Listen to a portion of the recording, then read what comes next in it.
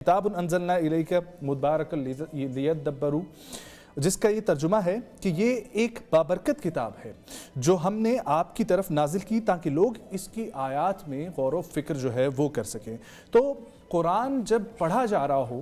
تو اس وقت جو آداب ہے، قرآن پڑھنے کے جو آداب ہیں، اور پھر یہ ایک ایسی کتاب ہے، کوئی بھی کتاب ہو ایکس وائی زی، آپ کوئی بھی کتاب جب اٹھاتے ہیں آپ اس میں ذکر کرتے ہیں، دیکھتے ہیں کہ اس کی لینگویج کچھ اور ہے، وہ چیز آپ کو ویسے سمجھ نہیں آ رہی ہوتی، لیکن یہ ایک ایسی کتاب ہے جس کے ہر ایک حرف پہ جو آپ ہم پڑھتے ہیں اس میں نیکیاں ہی نیکیاں رکھی گئی ہیں۔ اور پھر جب قرآن کو سمجھ کے پڑھنا اور پھر اس پر عمل کرنا، اور یہ قرآن جو ہم لوگ